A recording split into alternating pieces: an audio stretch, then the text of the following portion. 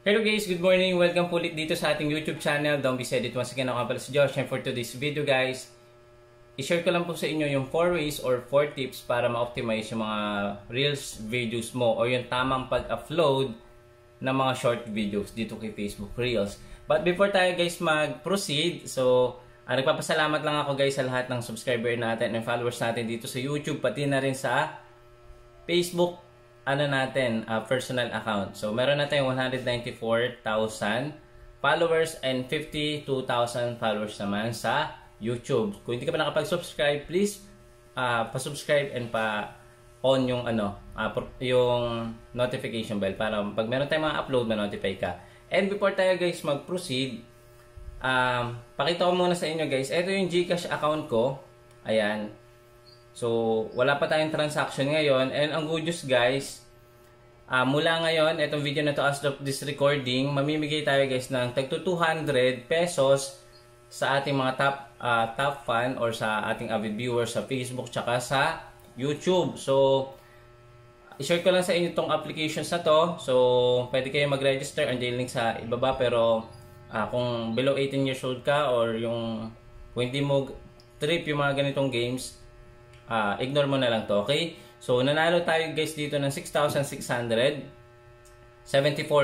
pesos. So, ipamimigay natin guys dito yung 5,000 pesos. Yun na panalunan natin dito.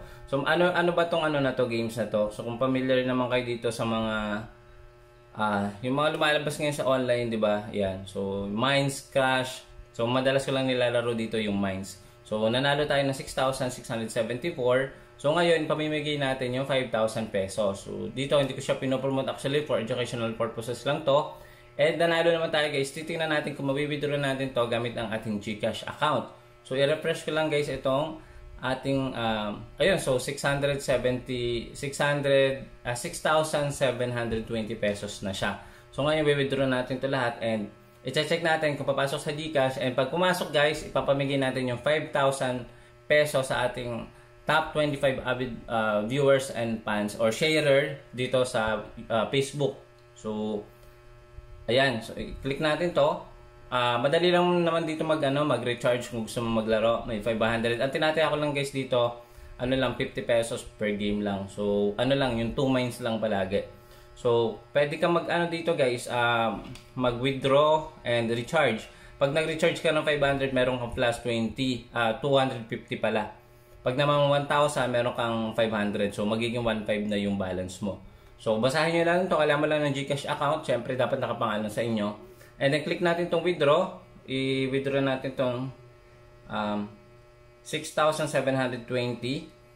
Ayan.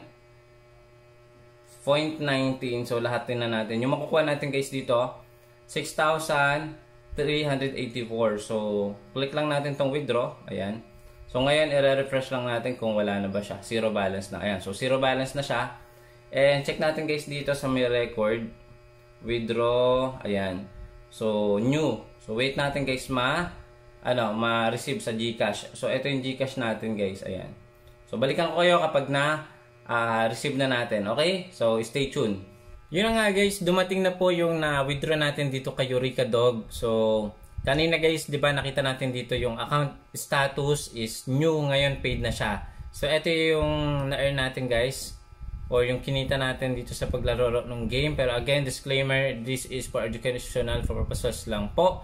And syempre, kung gusto mong maglaro, make sure, wag mo ilalagay dito palalaro yung mga, utang money mo or yung mga extra money lang yung ilalagay mo dito. Okay, do your own research, okay? So, yun na nga guys, paid na siya. And ito guys, yung 1,384, i-check natin sa GCash natin kung dumating na siya.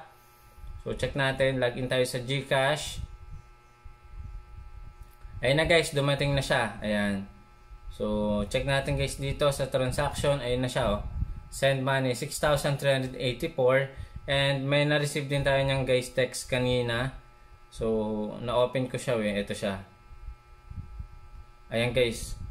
So, yun. 6,384. Okay? So, etong 5,000 guys, pamimigay natin to sa ating mga avid viewers, top sharer, and top fan sa ating Facebook account. Magla-live tayo mamaya 8 PM sa ating Facebook account na lang po, ano, wag na sa YouTube. Okay? So ngayon guys, ituturo ko nga po sa inyo yung ating 4 ways to upload dito kay Facebook Reels. Ibig sabihin nito 4 tips para ma-optimize natin yung mga short videos natin dito. Una-una na dito, nakikita ko sa karaniwan ng mga nag-upload guys, mali yung format nila guys. Meron silang format na naka 16 by 9, okay? So medyo marami ng nagre-reels ngayon. So sana mag-rank tayo sa mga sa mga lumalabas na mga bagong videos, okay? So dapat naka 16 by 9. Paano ba yung 16 by 9 guys? Ito siya. 9 by 16 dapat yung gagawin natin, wag 16 by 9. So ito yung sample. So pakita ko lang sa inyo para may idea kayo. So ito yung ginagamit sa TikTok, 9 by 16 din. Ito siya. Ayan. So dapat ito yung gamit natin guys, 9 by 16. Wag po yung pa horizontal. Okay? Or pa landscape. Dapat po pa portrait. Okay? So wag tong 16 by 9 kasi ito usually sa YouTube. Okay? So ito 9 by 16 TikTok, Facebook Reels.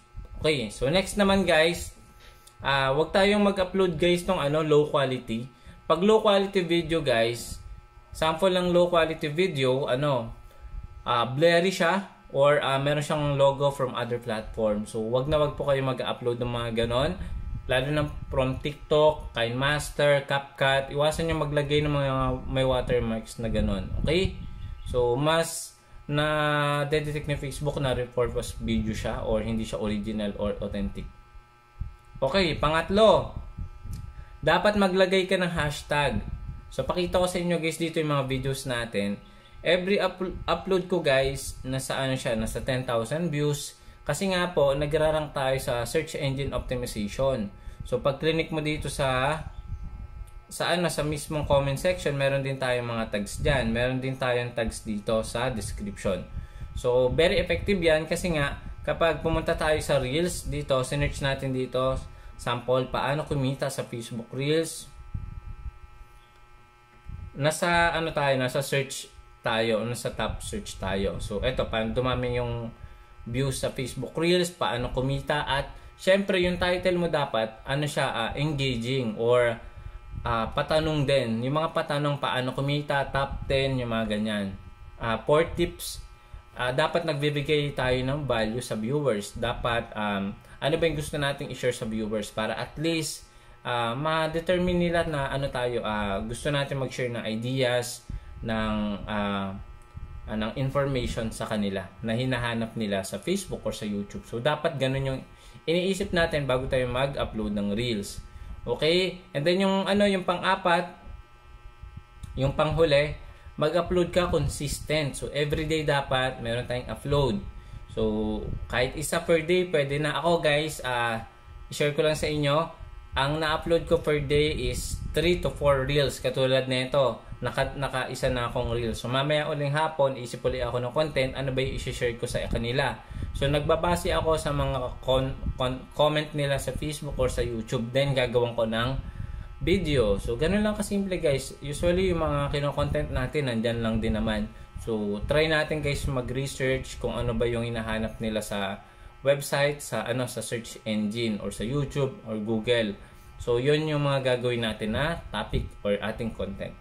So usually, i-check mo, mag-browse ka din sa Facebook, ano ba yung madalas na tinatanong sa topic na ganito. So depende yan sa niche mo eh. So dapat talaga mag-upload tayo consistent. Kasi kung once a month lang tayo mag-upload, for sure hindi magiging successful itong Reels journey mo kay Facebook. Kasi hindi ka naman totally active. So dapat maglaan tayo ng time. 60 seconds lang naman yung kailangan mong gawin na video. 'Di ba? So sana nakatulong tong 4 tips na to. Again, ulitin natin. Yung ratio dapat 9 by 16. Dapat wag kang mag-upload ng mga repurpose video, may mga watermarks from other platform like TikTok, YouTube or Pinterest. So wag kang maglalagay ng mga ganon. Syempre dapat malinaw. Hindi ka gumamit ng low quality camera. So okay na siguro mga 24 megapixel or 40 megapixel. I-try mo mag-upgrade ng phone muna, wag muna camera. maghanap ka lang ng phone na malinaw yung camera kasi yan yung pinakakailangan natin. And syempre maglagay ka ng hashtag para mag-top rank yung mga video mo. And yung panghuli, pang-apat na tips, mag-upload ka consistent. So hanggang dito muna yung video ko guys. Sana nakatulong and i-share mo na din to sa mga kakilala mo or pati ikaw na gusto na inspire ka sa video na to, i-share mo. Baka meron tayong inspired din na iba na gustong ma-monetize yung kanilang Facebook account. So ito yung hinahanap nila. And don't forget to follow sa aking Facebook account and subscribe mo na din ako sa aking YouTube channel kung bago ka pa lang dito. Maraming salamat. See you again next time. Bye bye.